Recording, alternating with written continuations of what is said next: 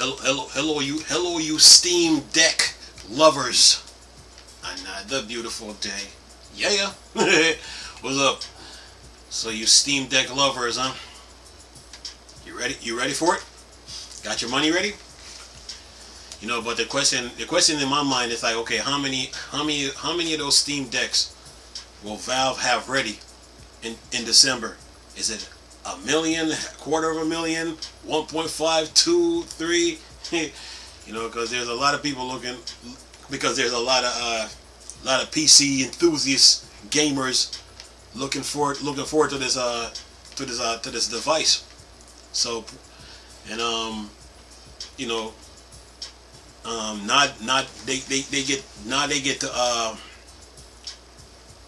they're getting all these features with the Steam Deck. So that's my main concern. Like, how many will they have? You know, because we got the pandemic we're dealing with, and chip shortage, and you know, trying to get one. And you know, what is the reservation list out there for getting one and all that stuff like that. But anyway, found this article here on Tweaktown.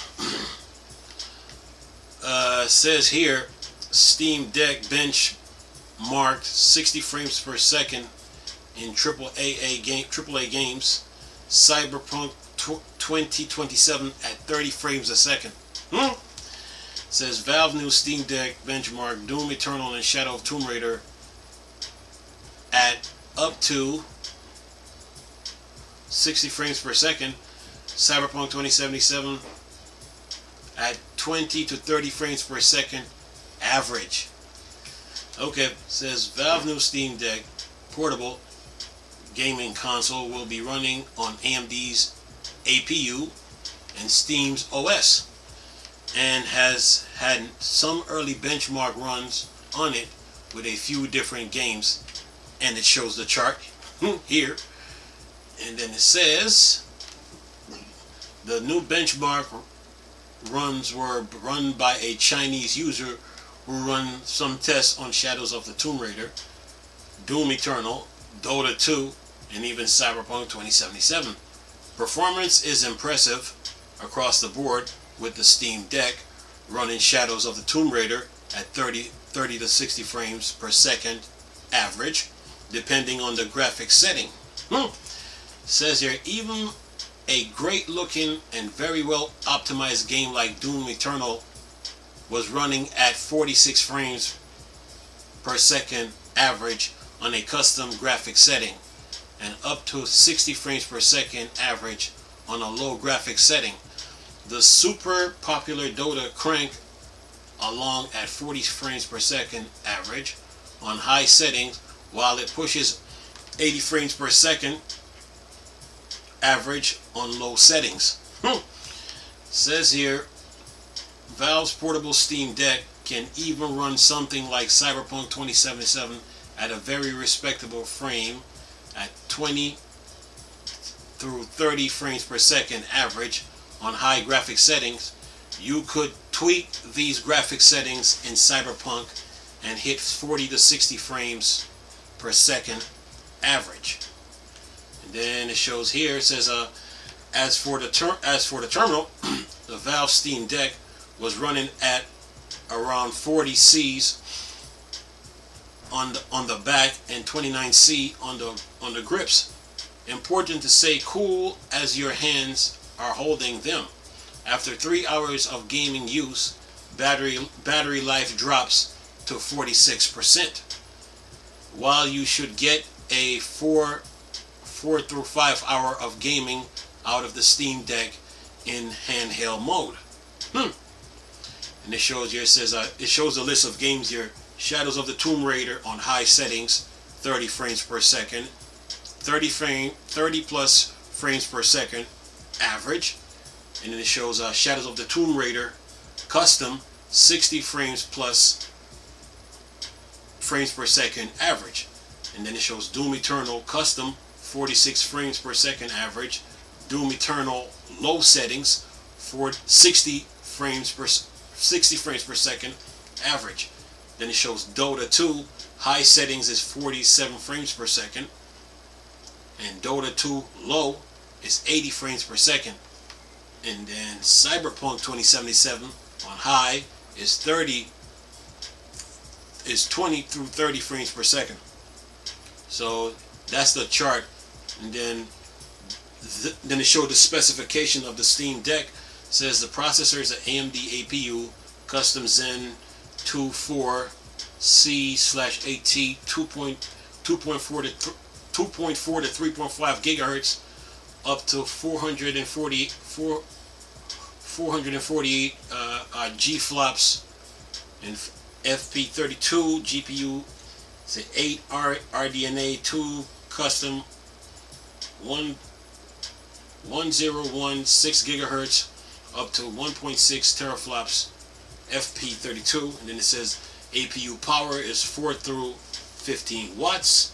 RAM is 16 gigabyte of LPDDR5 RAM, and it's running, and those are 5500s, by the way. And storage is 64 gigabytes, eMMC, and a PCI Gen 2 x 1, and then 256 gigabyte of NVMe SSD, and then 512 gigabyte high speed NVMe SSD. And then on the 256 is PCIe Gen 3 x 4, and on the 512 is PCIe Gen 3 x 4. And it says all models include a high-speed micro SSD card slot. And that's the end of it. So what this article is about, it shows the ups and the downs from high to low settings, how games will run on the Steam Deck. And based on the chart that it shows in the article, you know, that is pretty good for a device, you know. And it's running at where's the spec sheets here? Running at 2.4 to 3.5 gigahertz, man, for a handheld device. So that is pretty impressive for a handheld device.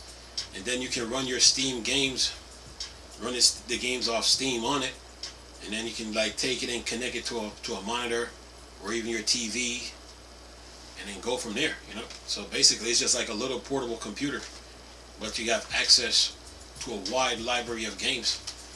And this was a good article, because it just shows what, you know, what it really shows what the Steam Deck is capable of doing. You know, it really shows it. And Valve built a nice portable device, you know, and this is good. And with the Steam Deck, it gives the Linux users like myself, because I use Ubuntu a lot. It gives the Linux user an opportunity to play a wide variety of games that are on PC through Proton and Wine. And this is good news for the Linux community, you know.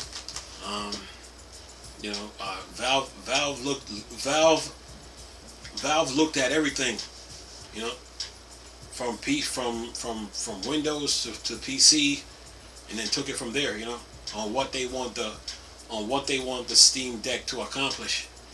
And based on the spec sheets, and based on this frame per second chart that shows the game and the list, yeah, the Steam Deck it's gonna be good, man. You know? And then not only that, if you can get Game Pass to run on that, oh yeah, this Steam Deck is no joke, you know.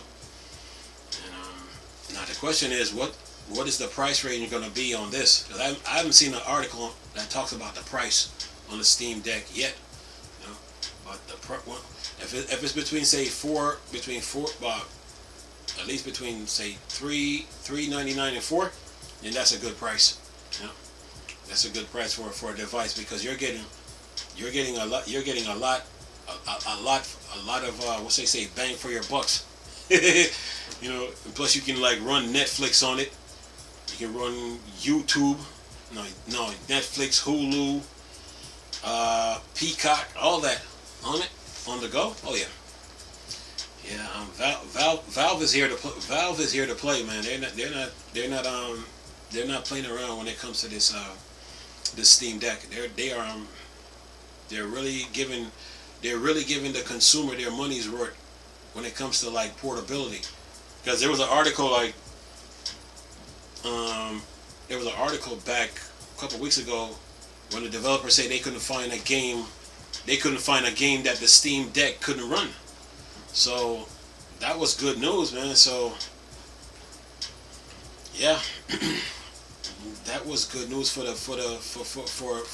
Valve themselves. So yeah, they did their homework, you know. They did their homework, and the video I did yesterday, you know, it even shows that you know, the developers were looking for bugs, you know, and they were going by any means necessary to really correct the problem at hand before the release date, you know. Yeah, so Valve, this Steam Deck looks pretty good, man. You know, looks pretty good. You're getting a lot, you know. If you can't afford a gaming PC, then the Steam Deck is the way to go, you know. The Steam Deck is the way to go because you can connect that device to like a monitor and play your games, you know, and then go from there. And then you can probably get some controllers for it and get some. They already got a controller that they're making for it already, so yeah. And plus the Steam Deck library is pretty huge. They got a huge library of games. Choose wisely. Anyway, I'm gonna leave a link in the description box with this article so you can look at it. That shows the chart. That shows the frames per second chart with the games. It shows the specs, and y'all can enjoy it. Nice talking to you people again. Chris, still a Star Wars and Star Trek thing. For Dark Side. Come on. Peace.